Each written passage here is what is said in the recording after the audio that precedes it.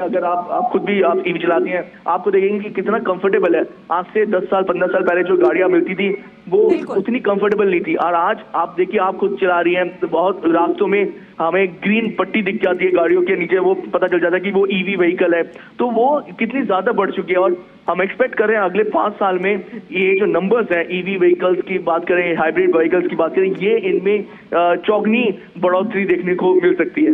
बिल्कुल तापस, और किसी भी कार्य को जब सरकार का सहयोग मिलता है तो उसमें कहीं ना कहीं और भी जो है तीव्रता आती है और जल्दी वो जो है विस्तार पकड़ता है। हमने देखा, देखिए ईवी गाड़ियां काफ़ी महंगी हैं, तो इस दिशा में सरकार ने अपना सहयोग दिया और उस पर सब्सिडी दे रही है, तो लोगों को उसे खरीदने में काफ़ी आसानी भी हो रही है। तो सरकार और तकनीक जब दो मिलकर काम कर रहे हैं तो उस दिशा में देखा जाए तो आने वाला वो दिन दूर नहीं जब बहुत जल्दी हमारे देश में ईवी गाड़ियां और ग्रीन एनर्जी से लैस गाड़ियां ही दिखाई पड़ेंगी।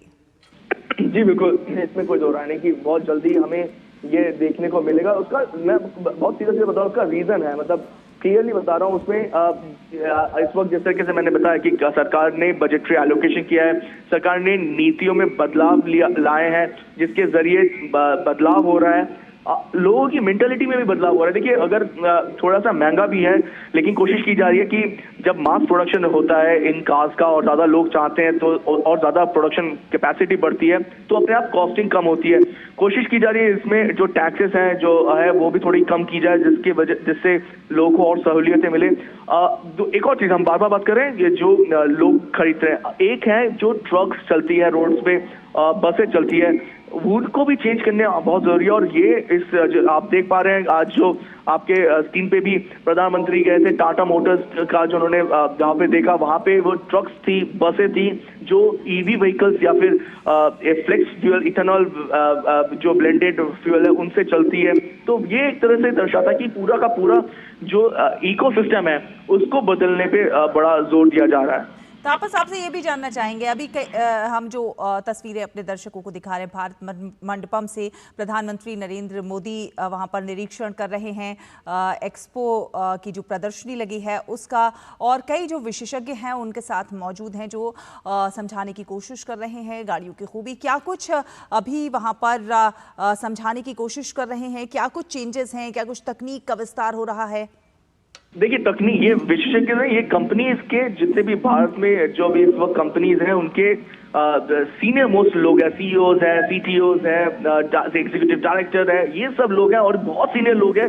ये प्रधानमंत्री को अपने प्रोडक्ट्स के बारे में बता रहे हैं कि किस तरीके से वो एक नवाचार की दृष्टि में कहिए या फिर अलग जो नई सोच की दृष्टि के साथ आगे बढ़ने की कोशिश कर रहे हैं। क्योंकि देखिए, अगर आप compete करना चाहते हैं बाहर के साथ, फॉरेन कंट्रीज के साथ, विदेश में जिस तरीके से कार मैन्युफैक्चरिंग कर रहे हैं तो आपको थोड़ी सोच अपनी बदलनी पड़ेगी। आपको जो मैन्युफैक्चरिंग का जो सिस्टम है उसमें थोड़े बदलाव की जरूरत है, और कॉस्ट जो है वो बहुत है क्योंकि इंडियन मार्केट जो है वो बहुत ज्यादा कॉस्ट सेंसिटिव है।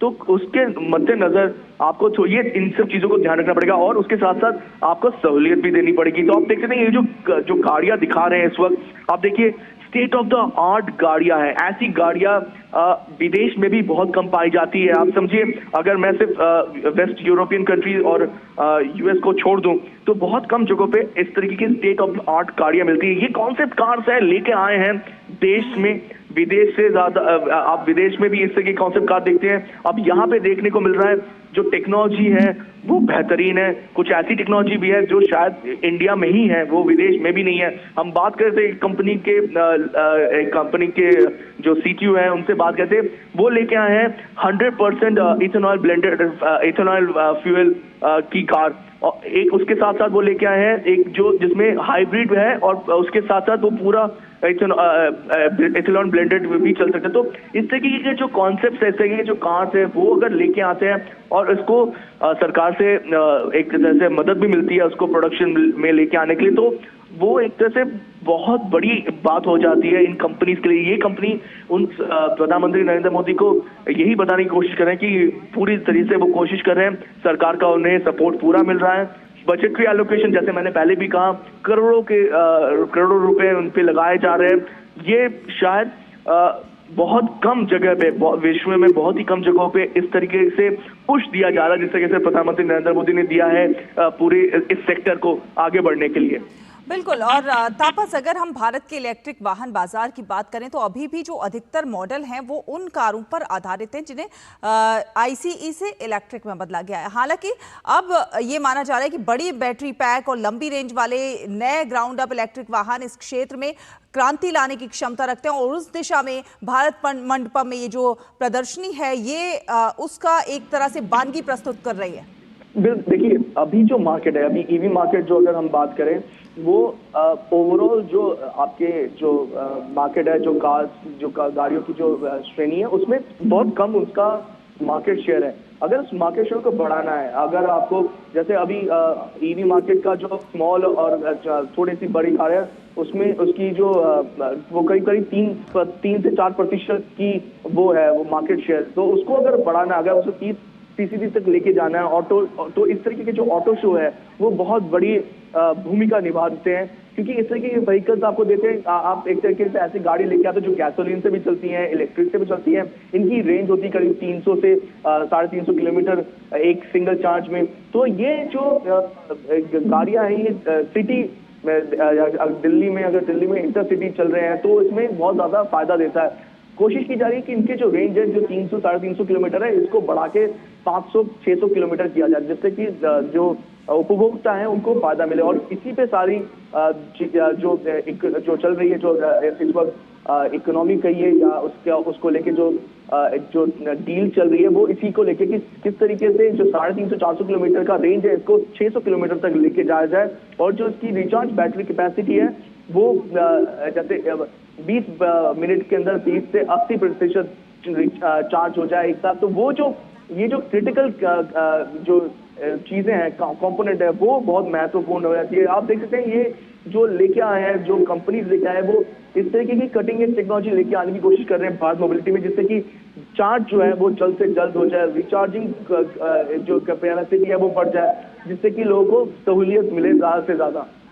बिल्कुल। और ये जो नए दृश्य हम अपने दर्शकों को दिखा रहे हैं उनके बारे में बताइए, क्या कुछ ये कुछ कैटलॉग प्रधानमंत्री नरेंद्र मोदी को दिखाते हुए और विस्तार से बताते हुए ये दृश्य ये भी ये सारी मोबिलिटी के ऊपर है। जैसे बैटरी के अभी मैंने देखा लोहम एक कंपनी है जो अभी स्टार्टअप इंडिया में भी उन्होंने जीता था। तो ये जो कंपनीज है ये जैसे हम बड़ी कंपनीज की बात करते हैं उसके बाद होता है OEM से, ये जो छोटी छोटी कंपनीज है जो इनके कंपोनेंट्स प्रोवाइड करते हैं या पूरा एक इकोसिस्टम तैयार होता है। अगर कुछ कंपनीज टायर मैन्युफैक्चरिंग करते हैं, कुछ कंपनीज टायर के केमिकल्स देते हैं, कुछ कंपनीज जो ईवी मार्केट में अगर बात करें तो ईवी के चलाने के लिए बैटरी चाहिए होती है। बैटरी के भी अलग अलग कंपोनेंट्स होते हैं, कुछ लिथियम जो ईयन होते हैं उसको बनाने का होता है, कुछ को सिर्फ असेंबलिंग करने का होता है।